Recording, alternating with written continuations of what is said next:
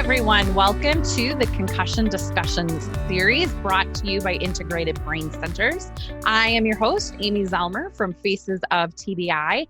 And today I am here with Dr. Michael Trayford from Apex Brain Centers. And I'm really excited. We're going to be talking all about mental health and underlying mental health disorders and concussion.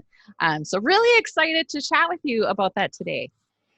You too, Amy. Thank you so much for having me on. I will preface this by saying I am not a mental health provider, but, understanding functional neurology and working with this for the past 20 years, we invariably see these things every day and have, I think, done a pretty good job of connecting the dots and helping people along their path. Yeah, inevitably, I think as a functional neurologist working with these patients in such like an intimate environment, you almost become a therapist.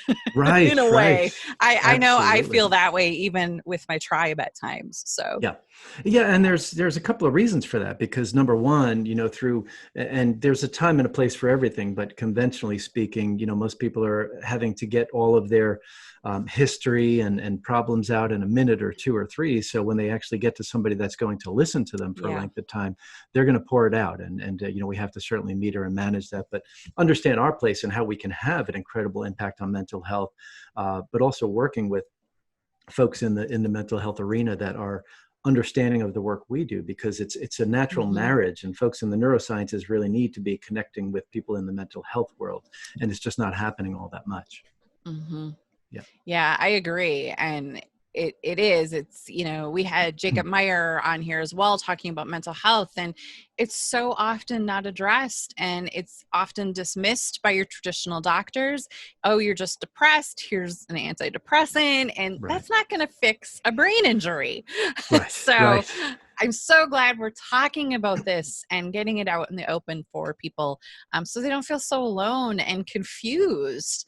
And so today we're talking more about like the underlying mental health conditions that somebody might already have. They may or may not be aware that they have that, and how a TBI can exemplify those disorders. Yeah. So, it certainly goes both ways, right? People can have an injury that causes problems with attention, focus, impulse control, self-regulation, you name it, leading to some mental health struggles, psychological, cognitive struggles. But yes, we understand full well, and there's some literature out there that really talks about people with existing ADHD, OCD, schizophrenia, et cetera. Their recovery times are profoundly impaired because of their underlying neurological imbalances. So yes, we need to understand the full history, not just, hey, I hit my head on Wednesday, let's take care of Wednesday forward. Let's talk about everything that happened before that. Yeah. Right. And, unfortunately, I hear so many stories from survivors who are told, oh, you're just bipolar. That's your whole problem. Or, you're schizophrenic. And they've never heard those terms before. So that's alarming to me when doctors are like, if you're schizophrenic or bipolar and you're, say, 40 years old, you've probably had some indication that you've had that. So if you haven't, it's likely something going on with your brain. Absolutely. And that's the thing is, things particularly after a hit to the head, it's often dismissed because, these are invisible injuries, silent injuries, be it family members, be it providers. And, we are still in a very quick fix, silver bullet type of society. So if you're a bit anxious because you've had injury to your autonomic nervous system from a whiplash injury or concussion, there's a pill that will fix that. But there's also a lot of other things that will fix it long-term and really fix it. But when somebody's anxious for a long enough period of time and they start to crash, then they appear to be depressed. So now that's where they're being labeled bipolar when it was possibly more of a pre-existing anxiety that was just magnified, and now they're crashing because the brain just simply can't tolerate anymore. It can't adapt and equilibrate anymore. Yeah. Can you elaborate on that a little more, the crashing component? Right. Absolutely. There's these concepts, if we're talking purely about kind of anxiety and, places people get to after they have hits to the head, they have autonomic distress, sustained fight or flight responses, sympathetic responses. So when people are living in that state for a long enough period of time, there's a crash that occurs. Initially, it's that, what's termed stressed and wired. People are just kind of stressed and their brain is going a mile a minute. They can't sleep anymore. But, you can only sustain that growth or that elevation for so long. And then finally, resources become depleted. Certain parts of the brain are just not capable of doing what they used to anymore. When we're in sustained fight or flight mode, we're essentially shutting off the front part of our brain. When we're in primitive,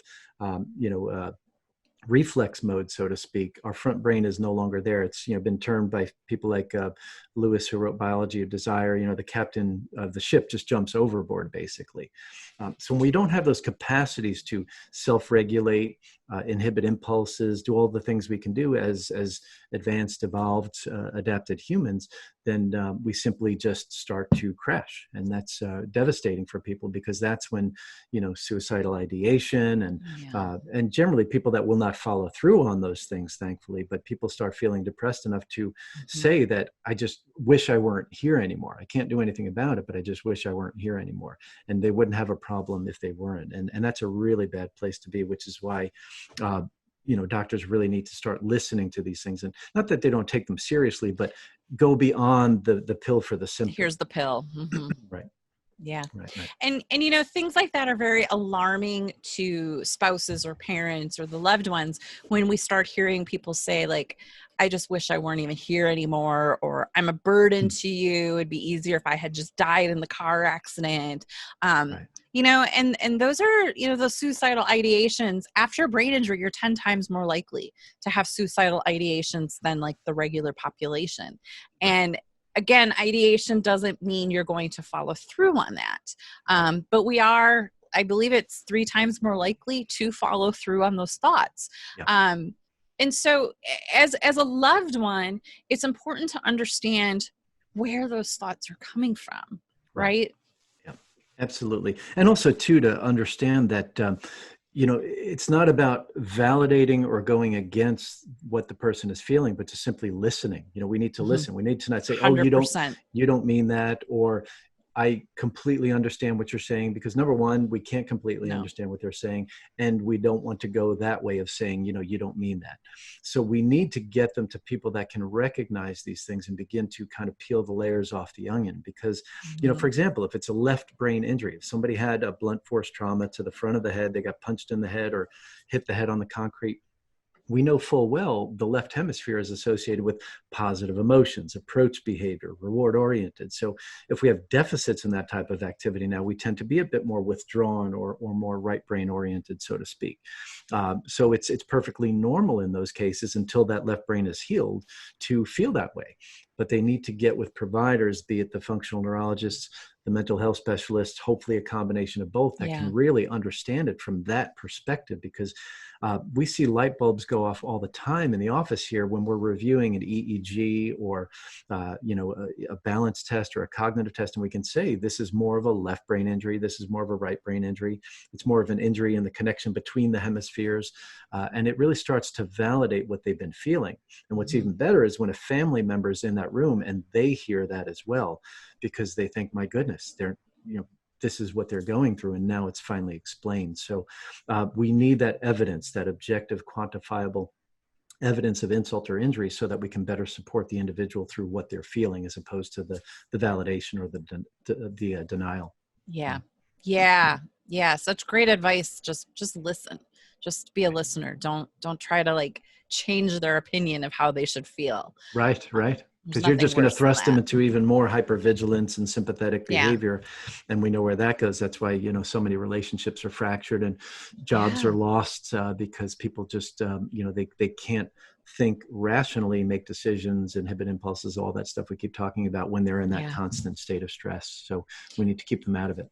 So let's touch on like the impulse control and anger management, because this is something I hear come up a lot in a Facebook group of wives.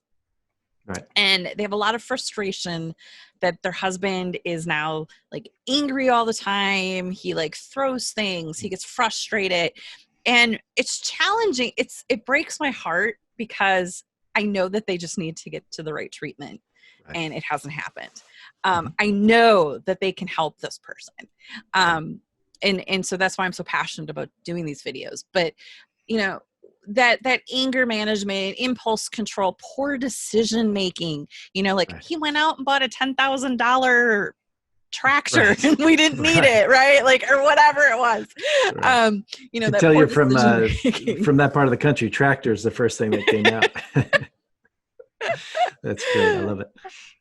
Yeah. So, you know, what is it that's happening to that patient that's causing these issues? So that's, again, towards the end, what I was talking about, the book by Lewis, Biology of Desire. It's more an addiction book. It is an addiction book, but it really helps us understand when people are having, because of pre-existing learning and behavioral disorders, you know, PTSD, OCD, ADHD, anxiety, bipolar, you name it. When people have these underlying struggles, they have significant difficulty in corralling the resources that are available in our prefrontal cortex, our more human brain, right? And that's where the capacities for attention, focus, self-regulation, decision-making, impulse control, they all live. And there's certain authors that talk about, for example, simple attention, our ability to pay attention to one thing at a time, which is often, you know, tore up pretty bad in somebody who's had a head injury. That is directly related to, if not the same exact thing as self-regulation. That is huge, because most people would say, what does ADHD have to do with my regulating emotions? But look at any child with ADHD; they can't regulate emotions. You know, they get upset, they go bonkers. You know, they feel they're doing something wrong, they cry. It just, the emotions are highly unregulated because of the simple fact that they can't pay attention for extended periods of time. And when I say extended periods, I'm talking more than 2 or 3 seconds sometimes. Right. So when we can quantify that through you know, cognitive testing, through things like the interactive metronome, which is brilliant for looking at this attention, focus, impulse control, then we can work these things through physical and other means to rehabilitate those systems. So now this individual can better regulate and have access to their prefrontal cortex, which will handle all that stuff. That's what it was designed to do. And obviously, clearly more difficult if somebody has pre-existing problems in those areas to begin with. So all the more reason for them to get help. And it doesn't have to be, you know, big fancy evaluations and testing. Of course, that is needed in many cases, but breathing exercises, you know, if somebody's caught up in the thick of it, you know, the 4-4-4 tactical breathing, you know, when we breathe in for 4 seconds, hold for 4 seconds, and breathe out for 4 seconds, immediate parasympathetic response. Now, the ability to tap into that frontal brain, because that sympathetic response is now being diminished by the elevation of the relaxation response, if that makes sense. Yeah. You know, I think it's so misunderstood, right? And I know in one of my other discussions, they mentioned, you know, if you see someone with a cast on their leg, you're going to hold the door, you're going to help them or carry the groceries for them. But with a brain injury, nobody has any idea that you're struggling. Right. And these people, so I like the saying, like, if you're frustrated by my behavior, imagine how frustrated I am by my behavior. Right. Not always the case. There is that lack of awareness as well. But like, if it's taking me 10 minutes to make a decision of what I want to eat at the restaurant, and that's annoying you, think of how much it's annoying me because I can't make that decision. Yeah, it's all in perspective. Absolutely. That's brilliant. And it's education. We have to educate the caregivers and the caretakers and the family members, because it is just an ongoing battle. And this is why I love your platform here, because think about how many people, you know, every single talk you're doing with these great professionals is going to do for people. You're just answering one question with every little episode you do. It's going to be huge. You know, and the results are going to be exponential, because it's all about awareness. That's where it starts. Yeah. And, you know, hopefully the person watching this, like say it's the survivor, they can tell their loved one to watch it, or the loved one could be seeing it and tell the survivor, here, you need to watch it. And that's the beauty of the internet, right? And it lives on forever. It does. You know, so like, let's address, we touched on it, but let's talk a little bit more about, like, we can help people resolve these issues. Like, it doesn't have to be permanent. In some cases it might be, but we can always make it a little bit better, at least.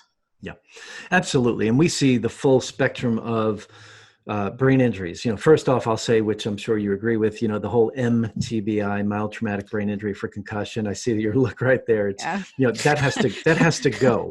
It just needs to go. There's no such thing as a mild traumatic brain injury. No. The hit might have been mild or whatever, but we see 5-mile-an-hour fender benders that lead to worse outcomes than some diffuse axonal injury or severe traumatic brain injuries of other people we see.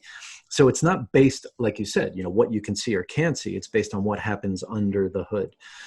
But yes, evaluations are critically important, and people will go through the typical kind of phases. They go through the emergency room if they get there, then they go to the neurologist, and they may or may not get for some therapies. There needs to be intervention. I'm not just saying this because I am a functional neurologist, but seeing this every day for 20 years, we need to be a part of the process, because we're understanding of really the full spectrum of things, the impact that these medications are having on people's brain, and what they may be kind of stunting or halting in terms of healing and development, further development or reorganization of the brain after injury. But there needs to be a place. We're talking about mental health here, and this is one of the biggest challenges I see, is that people will say, well, let me try to work through the other issues first, and then we'll do this functional neurology thing. And that is the classic kind of putting the cart before the horse. With good intentions, they're wanting to deal with the depression, the anxiety, and all of that. But if our brain is not wired, equipped, networking, firing, et cetera, effectively, then all of the talk therapy in the world, all of the cognitive and behavioral therapy in the world, somatic experiencing, all of these things will not be as effective as they can be without doing the work under the hood. So, I'm saying this with kind of a selfish interest here. Functional neurology needs to be at the forefront. And then all of these other things can become more effective. I've seen people that have been through, countless hours of speech and psychological and other counseling, and then they come to us and then they do it again. And on the other end, the tail end, it becomes so much more effective. Absolutely. Yeah. Yeah. You need to dig down to the root of the issue. And I hear a lot from people, oh, I have too much anxiety. I'm not going to be, I get too tired. I'm not going to be able to do a week intensive. I'm not going to be able to do a whole day of therapy. And it's like, calm down. Yes. Get out of your own head. Like literally. Right. And that's huge. We do intensives exclusively. That's all we do. And, 5, 10, 15, sometimes 20 days. And, people are amazed that Tuesday they can do so much more than they did Monday, and Wednesday they can do even twice as much, and then Friday, they're feeling tired naturally from all they've done. But when you look at the hill they've climbed in that period, it just can't happen in your traditional once a week, twice a week type of therapy. It just can't happen. And this is nothing new. I mean, these types of protocols were being done for brain injury in the 50s and 60s and early 70s, but managed care came to town and kind of took that all away.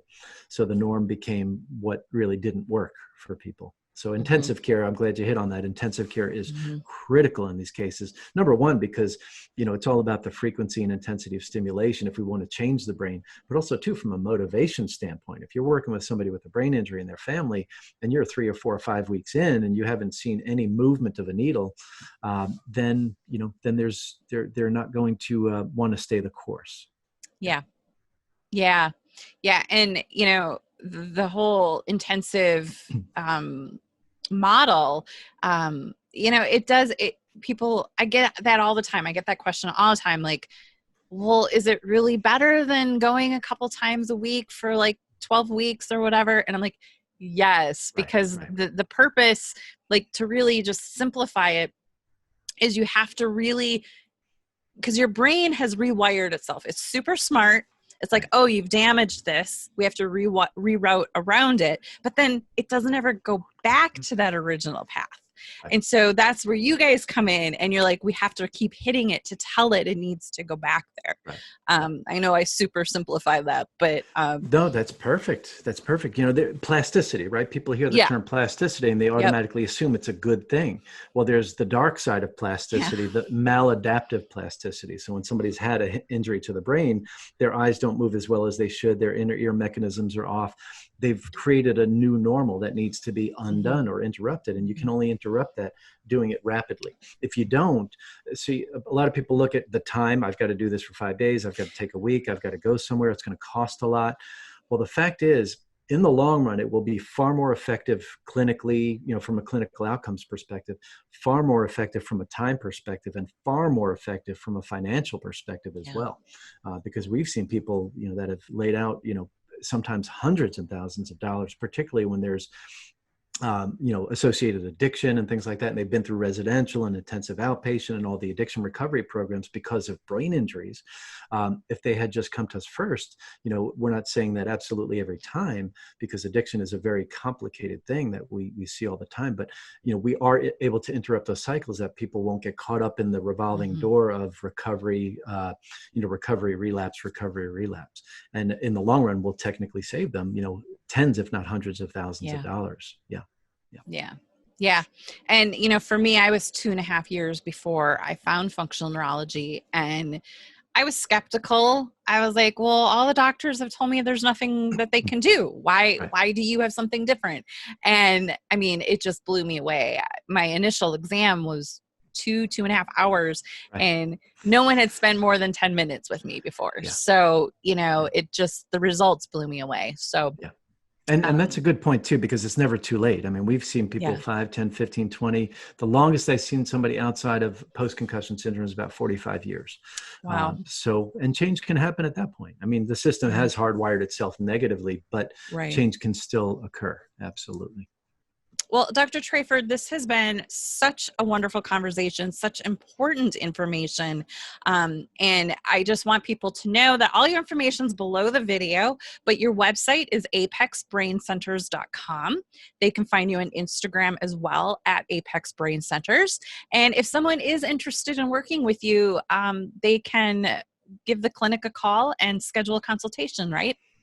Yeah, it's 828-708-5274. We always do free 15-minute consultations, just make sure things are a fit for everyone.